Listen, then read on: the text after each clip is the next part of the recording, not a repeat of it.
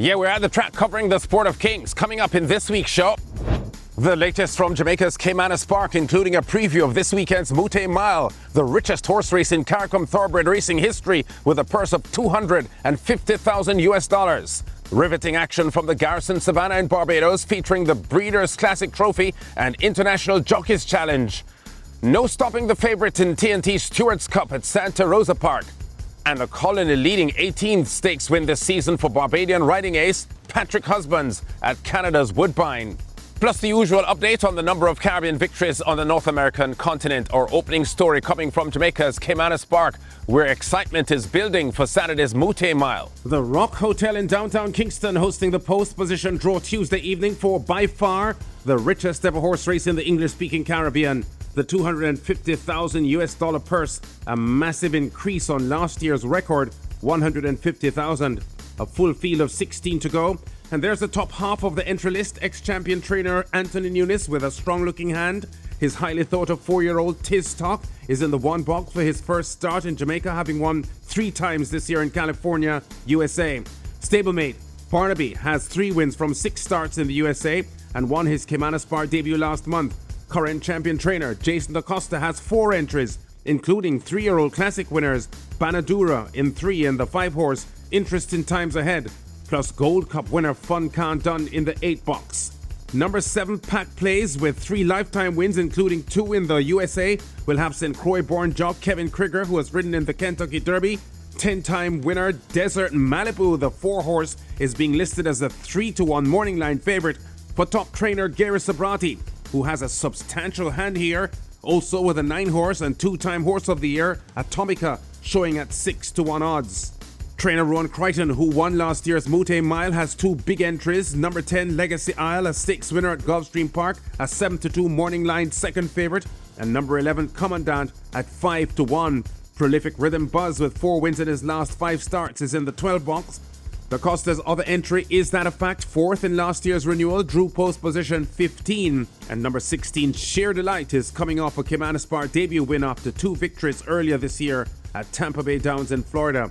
And Jamaica's top trainers are keenly assessing their chances in a very tough field. Definitely the international horses are going to make the race a lot more competitive. Some of them are stakes quality horses. So it's definitely going to be a very competitive race. Very exciting. I have 2 overseas horses that raced all year abroad. Barnaby came in August and got a prep run here and did fairly well, won impressively.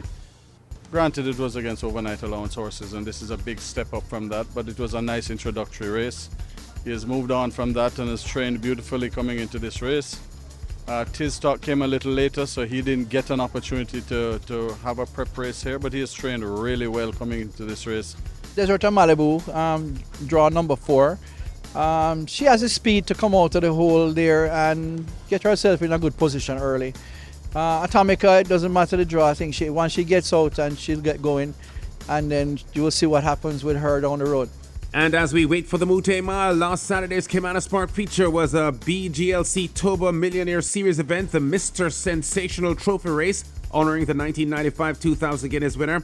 And leaving the far turn, it was the 3-5 favourite, Unruly Mo, under ex-champion jockey Shane Ellis, leading the 6-horse field with Bran Rickman on commentary. They blast past the 3 and make their way toward the 5/16th on Rulimo, challenged now by Lovisa cutting the corner on the rail. Hazelnut is out 3 wide, and these will come into the top of the stretch in close proximity of each other on Rulimo and Lovisa continuing to go at it. Burning Hedge now asked to make ground. Danka is looking for space along with Unspun, but they drive toward the final furlong in the Mr. Sensational Trophy. Here is Unspun now kicking in on the outside of Burning Hedge down against the rail. These 2 bobbing heads, and now Unspun snatches the lead inside the final 16th. It's Unspun and Christopher Mamdine. They will win the Mr. Sensational Trophy.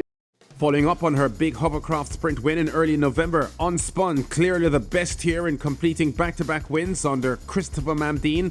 The second trophy race success in 2 weeks for trainer Donovan Hutchinson, who landed the mid-November United Racehorse Trainers Association trophy with Sheer Delight. Colin Elcock's US-bred colt Unspun, with 2 wins now in 4 career starts, takes the Mr. Sensational by 2 1/4 lengths, chased by the 8-1 bet Burning Hedge, stopping the clock for 7 furlongs at 1 minute 27.01 seconds. Meanwhile, Saturday was pretty fruitful for leading jockey Radish Roman, landing a double. Now with 122 wins inside the final month of the season, he widens his lead to 3 over rival Tevin Foster, who went winless.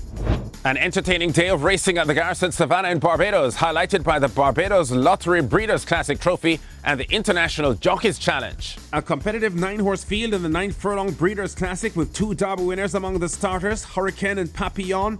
And it's Hurricane, the 2022 Triple Crown winner, under jockey Antonia Bishop in pink silks, leaving the far turn in front, eyeing a gate-to-wire win with Dean Springer on commentary. And the leader is Hurricane, still in front by about 2 lengths now to Fillmore's. On the outside, the Lycius Angel runs a big race. Queen of the South is next. Then Mikal. Heroes Day all dressed up but needs an invitation. Then Undisputed.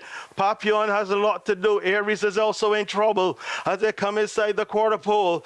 And the leader is still Hurricane, trying to keep the colors clean. And he's got a seam of daylight between him and on the inside. Fillmore's white on the outside. Here's Mikal with a grand run. This Lycius Angel is hanging around, and there are no more turns in the Breeders' Classic, and it's Hurricane under right-hand drive. Fillmore staying on his second, but you can call for the bacon. These eggs have been cracked and scrambled. It is Hurricane from go to war. What a ride by Antonio Bishop, displaying all the skills that brought him 2 Gold Cup and 4 Derby victories. He expertly slowed the pace to splits of 26.2 by 50.8 by 117, leaving enough gas in the tank for Mrs. Gay Smith's 5-year-old horse to fend off the homestretch challengers. As the 7-5 favourite, the Eddie Walcott trained Hurricane wins the Barbados Lottery Breeders' Classic Trophy by a length and a quarter, chased by the 6-1 bet Fillmore's and 16-1 outsider Queen of the South. The winning time for 9 furlongs, 154.80. The International Jockey Challenge, another attraction Saturday at the Garrison Savannah. Top local riders against some of the big-name overseas jocks, including former English champion jockey Jim Crowley on show. And it was this win in the Pick 3 Mega Bowl by the US Virgin Islands-born Kevin Krieger aboard the favourite Paper Trail that clinched victory for the overseas team. Inside the final furlong they come. Gaze appears on the outside, but it is Paper Trail. Paper Trail and Gaze is flying on the outside. Paper Trail, here comes Gaze. It's Paper Trail who's going to win it. Paper Trail will win it. Paper Trail wins it now. Neil Gill on commentary there. Krieger, who rode in the 2013 Kentucky Derby, celebrates the win here aboard Sean Hall's 4-year-old colt, Paper Trail, edging the international team ahead in the Jockey Challenge. The final tally a narrow 89-87. Paper Trail, the 2-1 favourite, wins the Pick 3 Mega Ball Jockey Challenge trophy by a length and a half for trainer Sean Hall, who also owns the colt. The winning time for 5.5 furlongs, 1 minute 7.40. To Trinidad and Tobago's Santa Rosa Park now, and Saturday's 6th race card with the Stewards Cup as the main event. Last year's Triple Crown winner headlines again, a late scratch, leaving us with 8 starters for the 6 furlong sprint. In the combox, John Rupert picks up the commentary with the speedy mare C'est La Vie in front, coming off the final bend. As they come to the 400-meter pole, and it's C'est La Vie and Sneaky Cheeky. C'est La Vie with the lead. Sneaky Cheeky is coming on the outside with her effort. Sneaky Cheeky and the Goddess Nike is from the back challenging, and then Crown Prince and Striking Chrome inside the final 200 meters, and Sneaky Cheeky with the lead. Striking Chrome is finishing. C'est La Vie and Crown Prince from the rail, but Sneaky Cheeky is coming right away, and Sneaky Cheeky is going on to win the Stewards Cup. The US-bred mare Sneaky Cheeky wins the Stewards Cup with authority under a well-measured ride by Tristan Phillips. First ever Stewards Cup win this for the champion apprentice rider last year, Phillips, and trainer Ramesh Ramroop, who celebrates his first ever Grade 1 win here. Ramroop, Phillips and groom Wendell Pereira combined for 2 wins on the card. A winner of 4 races in the USA, Shafiq Mohammed's 6-5 favourite Sneaky Cheeky makes it 3 wins from 5 starts at Santa Rosa Park, with this Stewards Cup win by 2 1/4 lengths over the 17-1 bet Striking Chrome. 112.20 the winning time for 6 furlongs.